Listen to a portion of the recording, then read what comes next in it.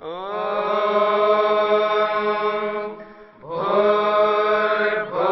स्वः तत्सवितुर्वरेण्यं भर्गो देवस्य धीमहि धियो यो नः प्रचोदयात्।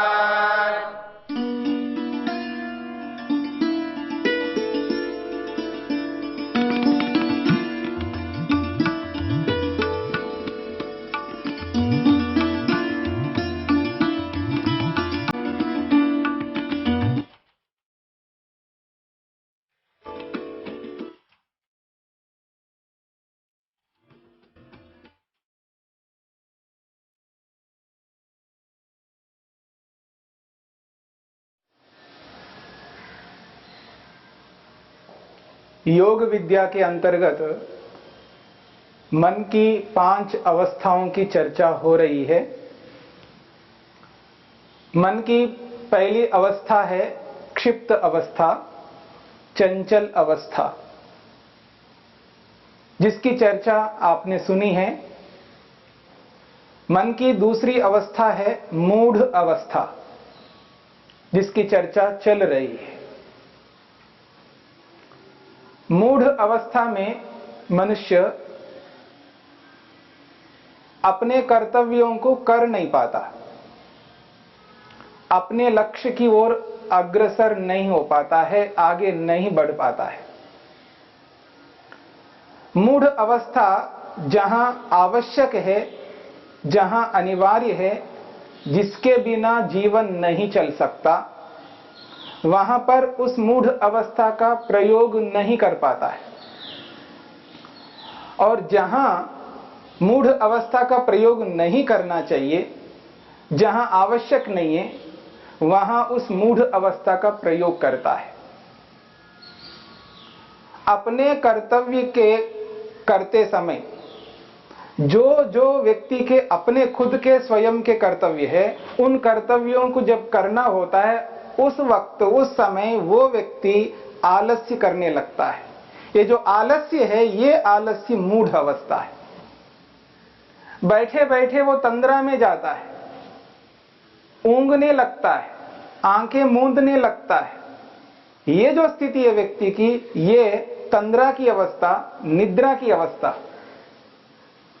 निद्रा की अवस्था में, तंद्रा की अवस्था में, आलस्य की अवस्था में व्यक्ति अपने कर्तव्यों को नहीं कर पाता है, जो उसे करना होता है। तो कर्तव्य कर्मों को करते वक्त मूढ़ अवस्था को नहीं लाना होता, यानी आलस्य नहीं ला सकते। शरीर में किसी भी प्रकार का आलस्य नहीं हो सकता, वाणी में भी आलस्य नहीं आ सकता, मन में तो आलस्य आना ही नहीं। जब व्यक्ति पूरे शरीर से आलस्य से युक्त होता है, ऐसा लगता है जैसे अजगर की तरह बैठा हुआ है, पड़ा है, और मोटी भाषा में कहें तो सूअर की तरह पड़ा हुआ है। ये जो सूअर की अवस्था है, ये जो अजगर की अवस्था है, इसी को मूढ़ अवस्था कहते हैं। और इस मूढ़ अवस्था में दिन में अगर व्यक्ति रहता है, कर्तव्यों को करते वक्त इस स्थिति में रहता है, उस स्थिति को हानिकारक माना जाता है। क्यों? क्योंकि अपने प्रयोजन को पूरा नहीं कर सकता। जो कार्य उसको करना है, विद्यार्थी को पढ़ना है, वो पढ़ नहीं सकता, क्योंकि आलस्य करता है। एक और बात हमें समझना है, एक विद्यार्थी बखूबी से, बहुत अच्छे ढंग से मन लगा करके अच्छी प्रकार पढ़ता है, यानी श्रम करता है, मेहनत करता है, पुरुषार्थ करता है। जब वो पुरुषार्थ करता है तो उस पुरुषार्थ में आलस्य नहीं रह सकता, तंद्रा नहीं आ सकती, नींद का तो प्रश्न ही नहीं उठता। लेकिन एक व्यक्ति वो पढ़ नहीं रहा, मेहनत पुरुषार्थ नहीं कर रहा है, और इसका अर्थ है वो आलस्य कर रहा है। वो कर सकता है। याद रखना, परमात्मा ने हम सबको एक जैसा सामर्थ्य दिया।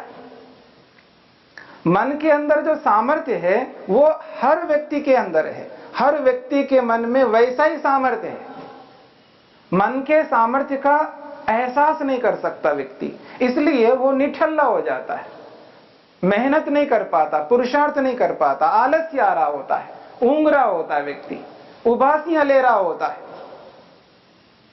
क्यों? एहसास नहीं कर पा रहा है अपने सामर्थ्य का। मैं कर सकता हूं, मुझ में सामर्थ्य है। वेद तो यहां तक कहता है, क्लिवे स्मरा, अपने सामर्थ्य को पहचानो। जो व्यक्ति अपने सामर्थ्य को नहीं पहचानता है, वो व्यक्ति आलस्य कर रहा होता है, वो काम को टाल रहा होता है, मेहनत उद्यम पुरुषार्थ नहीं कर रहा होता है, इने गिने कुछ ही कार्यों को करने लगता है, बहुत कम काम करता है। और आप देखेंगे कोई कोई ऐसा व्यक्ति होता है, वो इतने कार्यों को करता रहता है, इतना कार्यों को करता रहता है, वो कार्यों में लगा रहता है और सब लोग उसको देखते हैं, लगता है कि वास्तव में ये व्यक्ति कितने काम करते हैं। आप भी अनुभव करते हैं, बहुत सारे ऐसे व्यक्ति हैं इस दुनिया में, कुछ ऐसे कार्यों को करते हैं, इतने कार्यों को करते हैं, थकते नहीं है, थकावट उनके जीवन में नहीं दिखता। वो बहुत काम किया हूं मैं और मैं बहुत थक गया हूं, ये अभिव्यक्त नहीं होने देते, प्रकट होने नहीं देते, किसी को ये एहसास नहीं होने देते हैं कि मैं बहुत थक गया हूं, और कार्य करते रहते। क्यों? आलस्य नहीं करते, मूढ़ अवस्था को प्राप्त नहीं होते।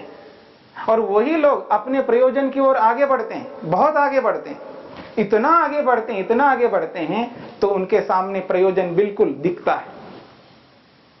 वो अपने लक्ष्य को, अपने एम को पूरा कर लेते हैं। जो उन्होंने टारगेट बनाया उसको वो अचीव कर लेते हैं, उसको पा लेते हैं, क्योंकि आलस्य नहीं है। देखिए, आलस्य ऐसा नहीं है बिल्कुल बैठा हुआ व्यक्ति उठ नहीं रहा है, ऊ कर रहा है, तभी आपको लगेगा ये आलस्य है। आदमी वैसा भी नहीं करता है। आलस्य के न जाने कितने प्रकार हैं। आज संसार में कितने मनुष्य होंगे, जितने भी मनुष्य हैं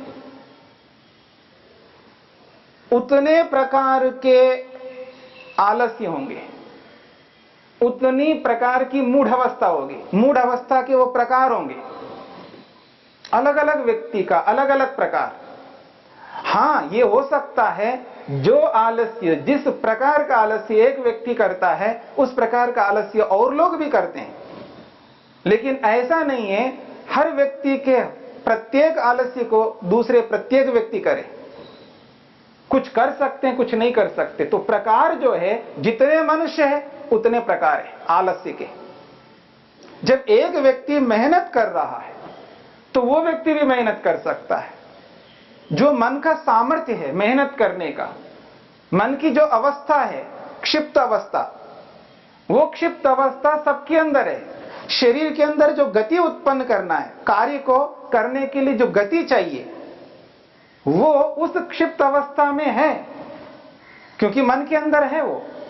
जब एक व्यक्ति वो गति उत्पन्न करके उस कार्य को कर सकता है, उदाहरण के लिए एक कार्य को 1 घंटे में एक व्यक्ति पूरा कर रहा है, अच्छे ढंग से उस कार्य को वो कर रहा है, 1 घंटे में वो पूरा करता है, और एक व्यक्ति 2 घंटे में नहीं कर पा रहा है,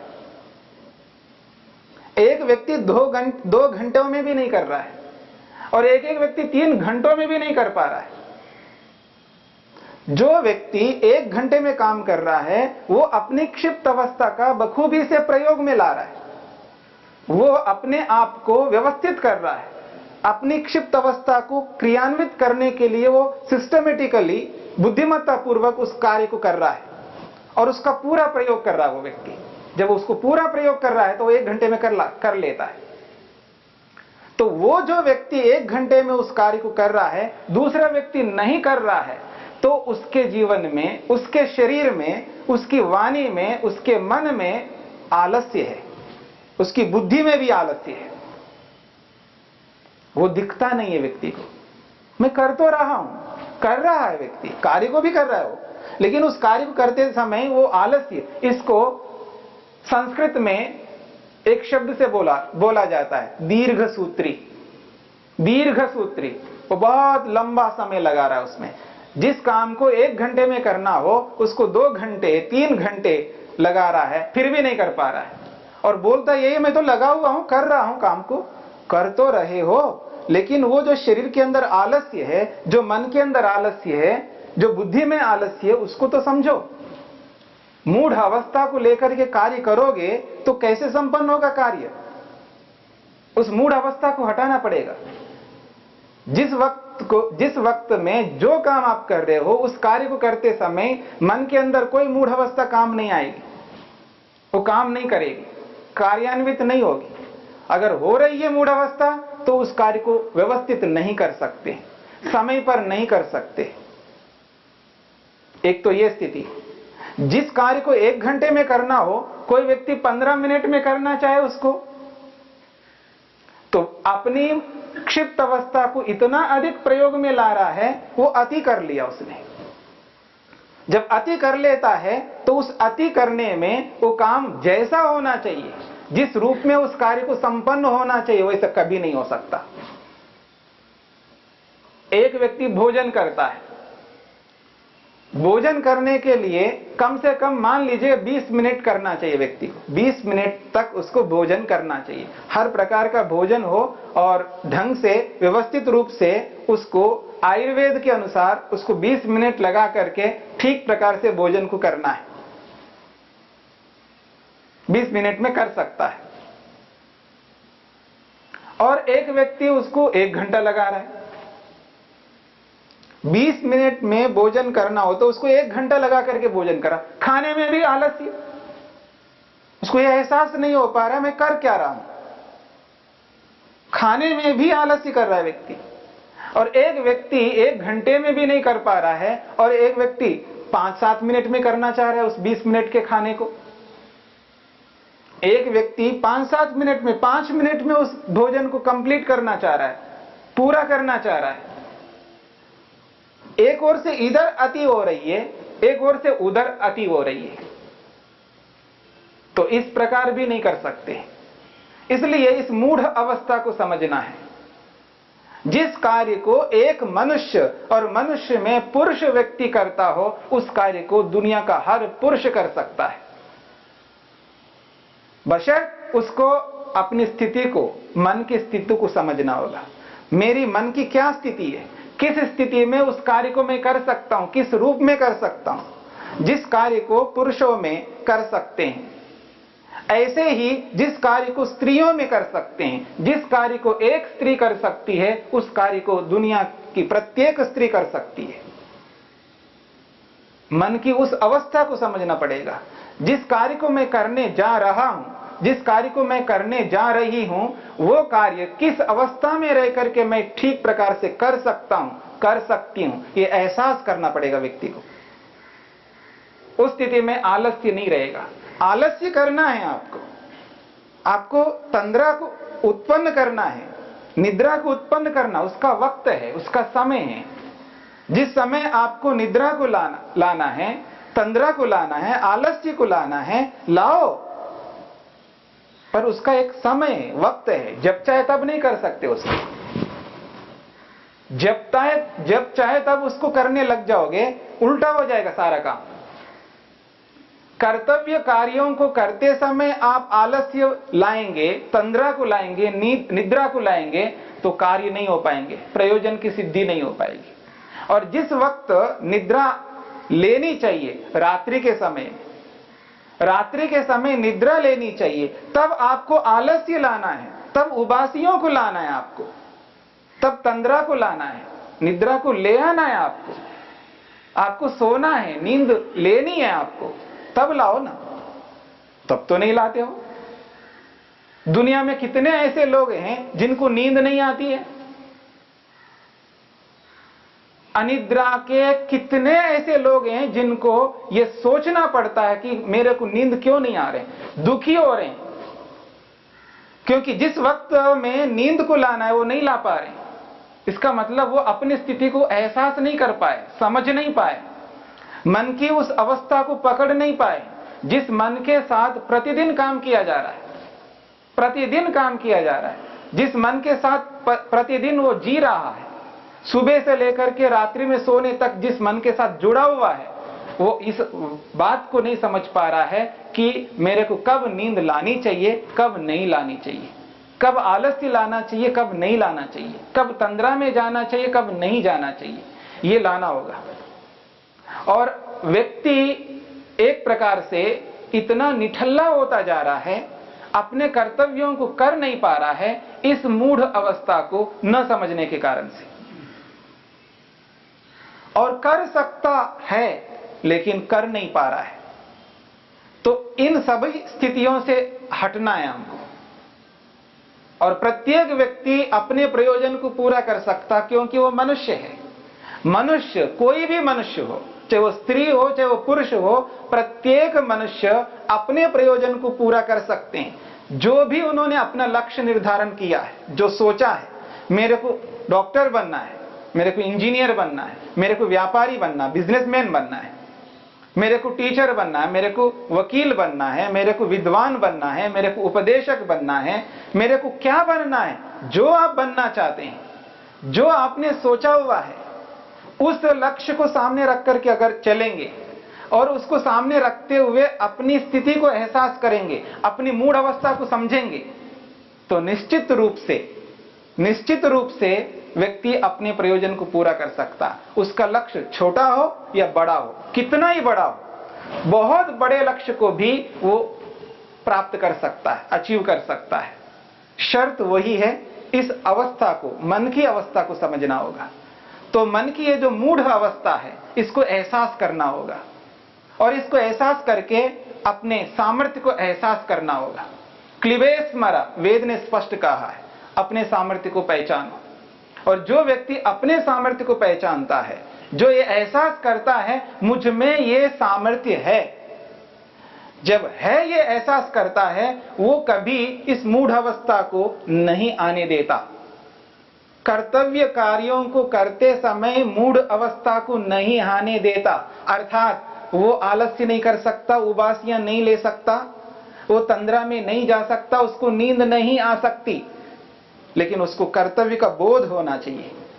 जो भी कर्तव्य है उसका, जैसा भी कर्तव्य है, विद्यार्थियों के कर्तव्य अलग प्रकार के, अध्यापकों के कर्तव्य अलग प्रकार के, गृहस्थियों के कर्तव्य अलग प्रकार के, सन्यासियों के कर्तव्य अलग प्रकार के, वानप्रस्थ के कर्तव्य अलग प्रकार के, ब्रह्मचारियों का कर्तव्य अलग प्रकार के, सबके कर्तव्य अलग अलग प्रकार के।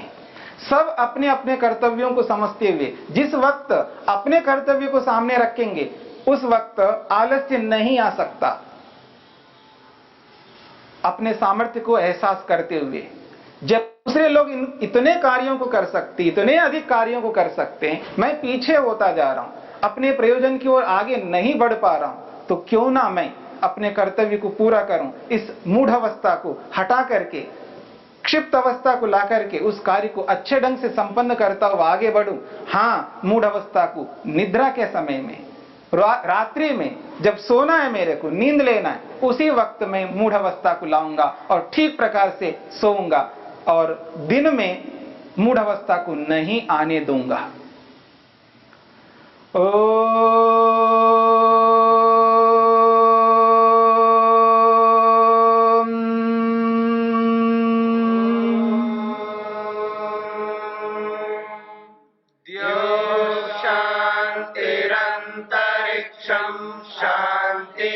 पृथिवी शान्तिरापः शान्तिरोषधयः शान्तिः वनस्पतयः शान्तिर्विश्वे देवा शान्तिर्ब्रह्म शान्ति सर्वं शान्ति शान्तिरेव शान्ति क्षमा शान्तिरेधि